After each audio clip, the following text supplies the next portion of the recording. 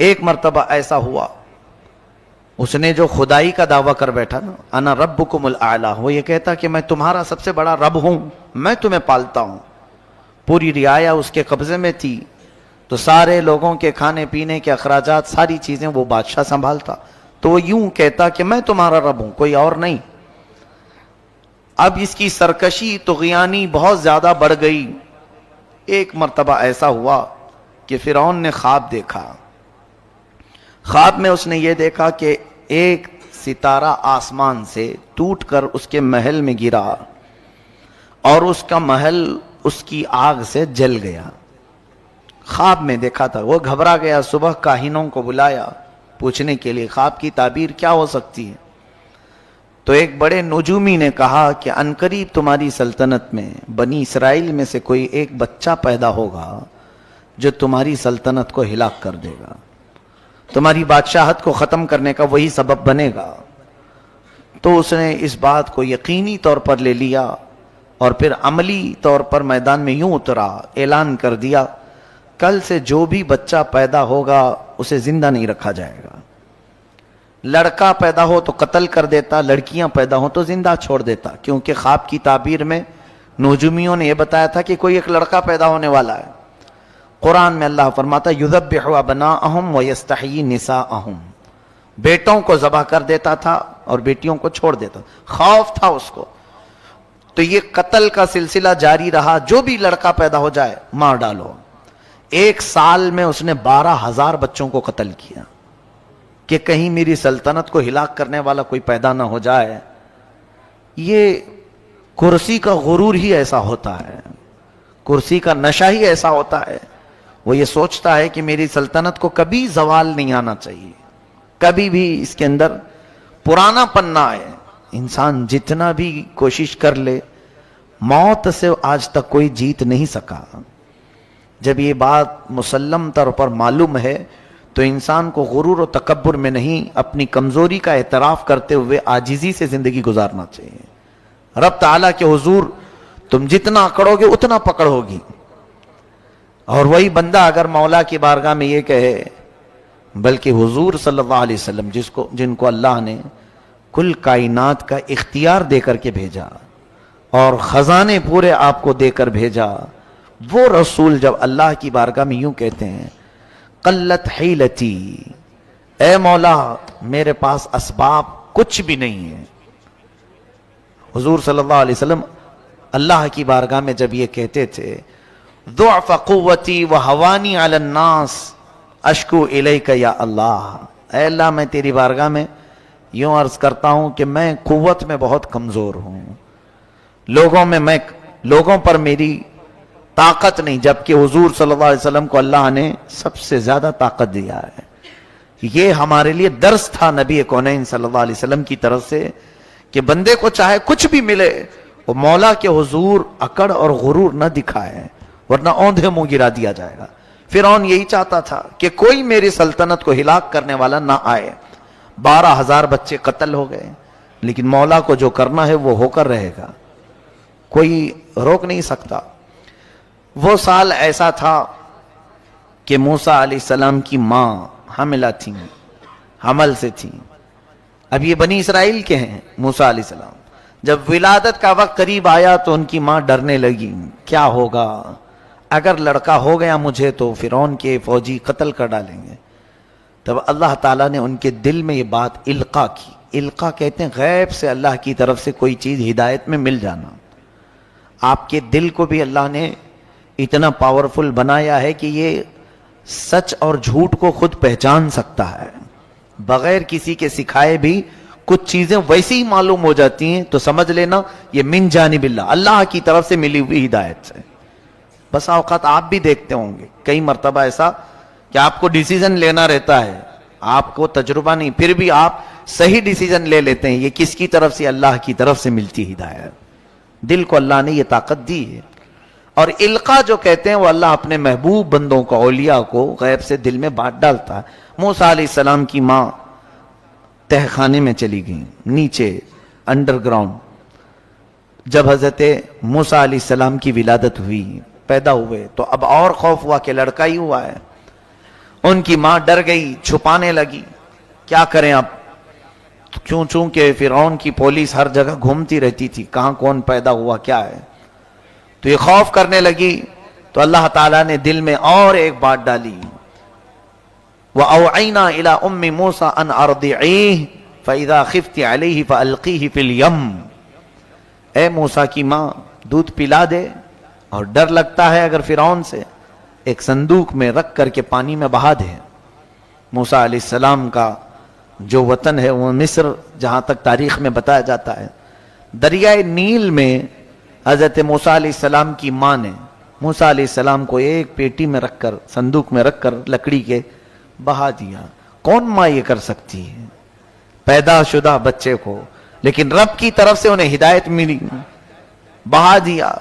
اللہ فرماتا ہے وَأَصْبَحَ فُؤَادُ أُمِّ مُوسَىٰ فَارِغًا إِن كَادَتْ لَتُبْدِي بِهِ لَوْلَا أَن رَّبَطْنَا عَلَىٰ قَلْبِهَا لِتَكُونَ مِنَ الْمُؤْمِنِينَ. اللہ فرماتا ہے صبح کے وقت موسیٰ کی ماں کا دل بہت بے چین ہوا, اور اگر ہم اس کے دل کو تسلی اور ڈھارس نہ دیتے تو پھر وہ گھبراہٹ کی شکار ہو جاتی. پھر حضرت موسیٰ کی ماں ان کی موسیٰ علیہ السلام کی بڑی بہن اپنی بیٹی کو کہتی ہیں کہ دیکھو بیٹی, تم یہ صندوق دیکھتے جانا کہ کہاں جا رہا ہے, بہا تو دیا ہے میں نے, مجھے ایسے اشارے مل رہے ہیں اللہ کی طرف سے, میں نے پانی میں چھوڑ تو دیا ہے, ذرا دیکھتی ہوئی چلی جا کہاں جا رہی ہے. وقالت لأختہ قصیہ, پیچھے پیچھے چلو. اب وہ دیکھتی ہوئی چلی گئیں ان کی بہن. یہ صندوق بہتے بہتے بہتے فرعون کے محل کے کنارے جا کر لگ گیا. فرعون کا محل اور اس کا باغیچہ اس دریائے نیل سے لگا ہوا تھا. ظاہر سی بات ہے بڑے لوگ سی ویو بہت زیادہ کوشش کرتے ہیں رہنے کے لیے, سی فیس چاہیے ہم کو, سمندر کے قریب, تاکہ ڈوبنے کے لیے آسانی ہو. فرعون بھی ندی کے کنارے اپنا بنگلہ بنایا ہوا تھا اور محل اس کا وہیں تھا باغیچے میں. اتفاق دیکھیں کہ فرعون کو اولاد نہیں تھی, بچے نہیں تھے. فرعون کی بیوی آسیہ وہ اپنی کنیزوں کے ساتھ ٹہلنے کے لیے باغیچے میں آئی, تو یہ صندوق باغیچے کے کنارے لگا ہوا ہے. نہایت ہی حسین و جمیل بچہ اس میں کھیل رہا ہے, جسے کسی چیز کی پرواہ نہیں, فکر نہیں. فرعون کی بیوی تھی آسیہ, کہا کہ یہ کیا بہ کے آیا ہے, اٹھا لاؤ.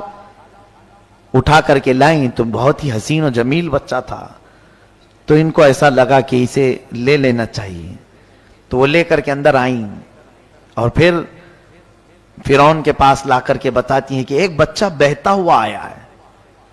تو اسے پہلے سے ٹینشن تھا, اس نے کہا کہیں یہ بچہ تو نہیں جو ہلاک کرنے والا ہے. کہا نہیں, یہ تو پتہ نہیں ندی میں بہتا ہوا کہیں سے آیا ہے. وقالت امرأة فرعون قرۃ عین لی ولک, ہے فرعون مارو مت اس بچے کو, تیری اور میری آنکھوں کی ٹھنڈک بن سکتا ہے, ہم بیٹا بنا لیتے ہیں. عسیٰ ان نتخذہ ولدا, اس کو ہم بیٹا بنا لیتے ہیں.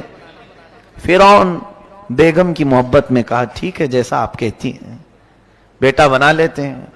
بیٹا بنا کر کے رکھ لیا گیا موسیٰ علیہ السلام کو. کون؟ فرعون نے اپنے گھر میں, اپنے شاہی محل میں اب رکھا. اور اس کے بعد اب دودھ پلانے کی بات آئی. موسیٰ علیہ السلام کی بہن دیکھ رہی تھی ساری چیزیں کہ اب میرا چھوٹا بھائی, ننھا بھائی اٹھا لیا گیا ہے, محل میں جا چکا ہے, اب کیا ہوگا. اب موسیٰ علیہ السلام کی کیفیت دیکھیں, دودھ پلانا بھی تو ہے, بچے کو پرورش کرنا ہے, تو وہ کسی کا دودھ پکڑ ہی نہیں رہتے.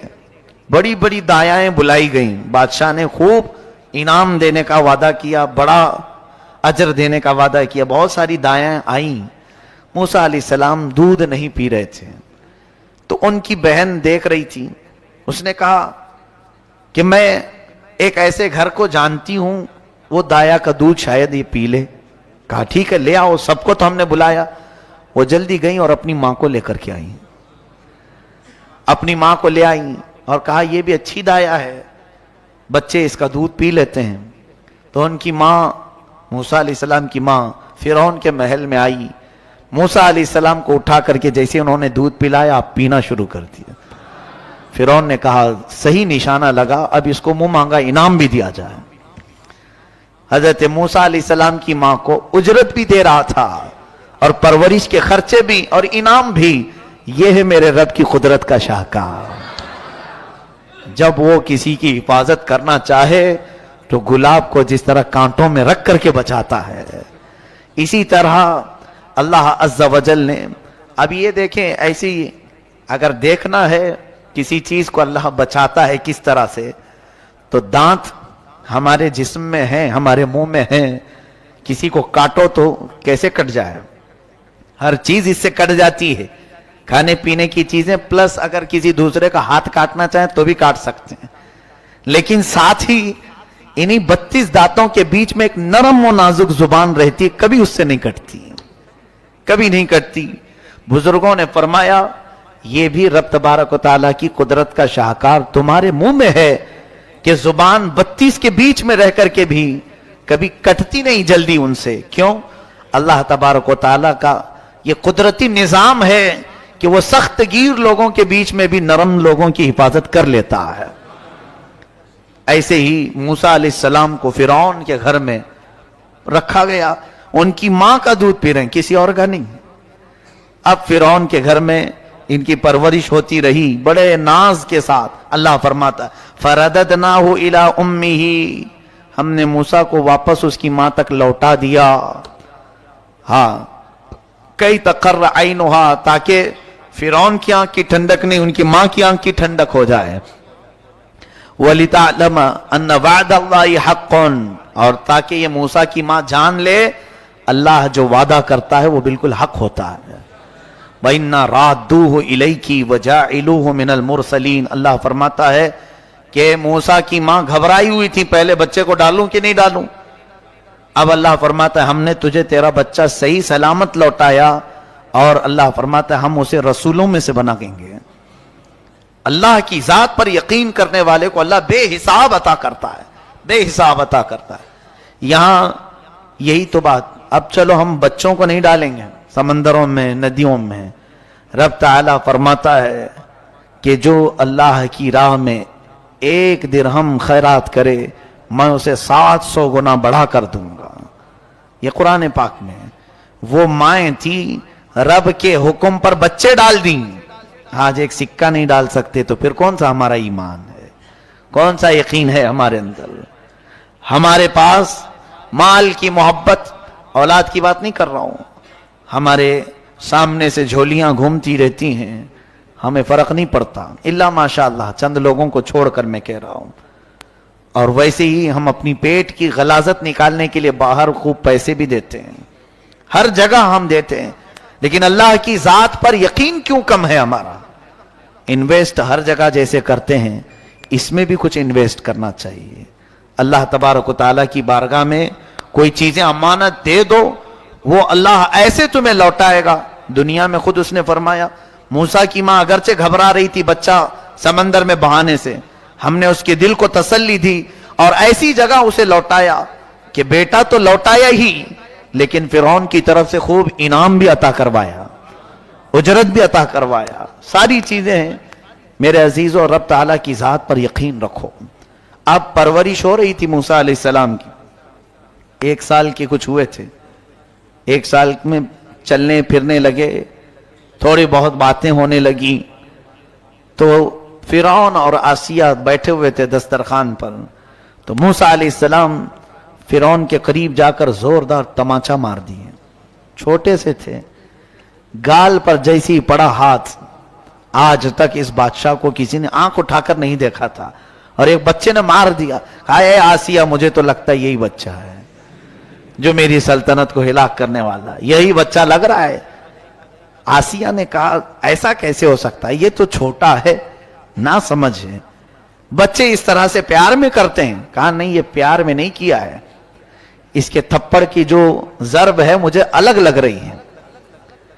اس کی مار, اس کا ظاہر سی بات ہے کسی کو پڑتی ہے تو پتہ چلتا ہے کہ محبت میں مارا ہے کہ نفرت میں مارا ہے. یقیناً وہ اللہ کے نبی تھے موسیٰ علیہ السلام, جانتے تھے.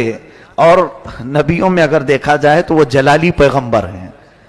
حضرت موسیٰ علیہ السلام ہو بھی سکتا ہے کہ انہوں نے فرعون کو پہچان کے ہی مارا ہو, لیکن परवरिश का मामला था।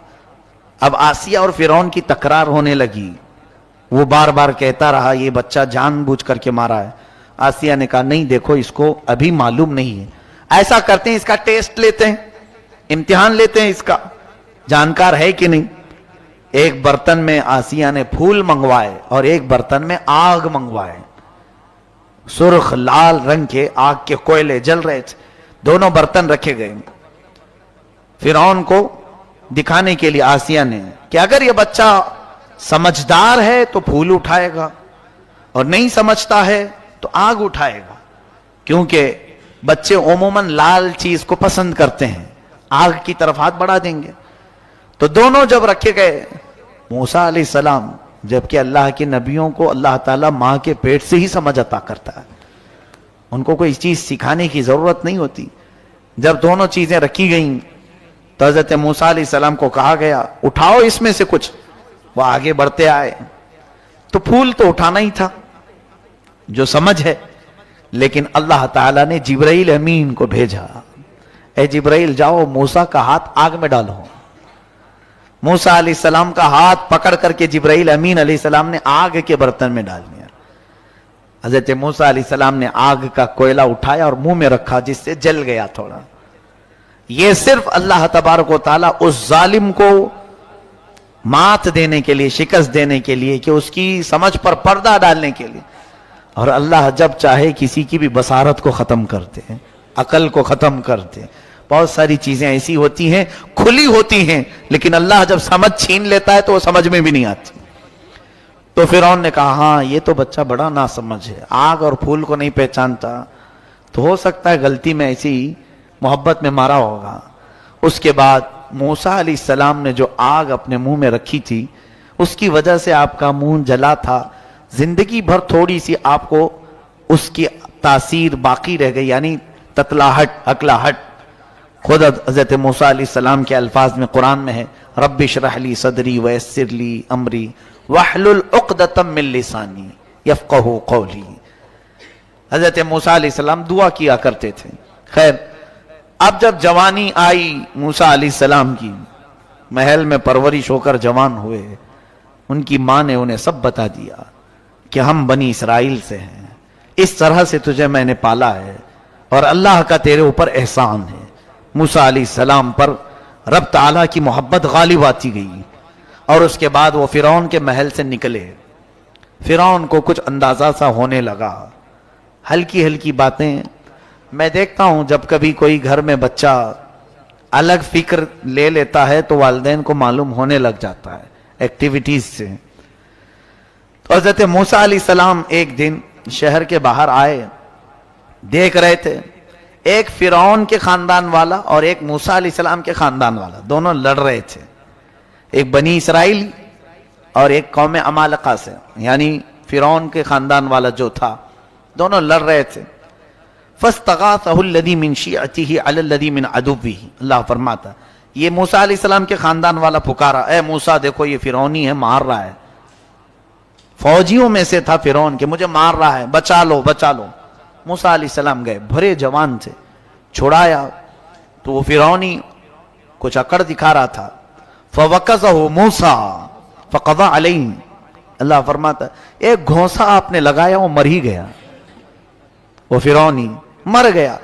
हजरत मूसा अलैहिस्सलाम पहली मर्तबा अपने एक घोंसे से वो सामने वाला मरा तो एहसास किया, क़ाल हाज़ा मिन अमलि शैतान, अरे ये तो गलत हो गया है, इन्नहु अदुव्वुम मुदिल्लुम मुबीन।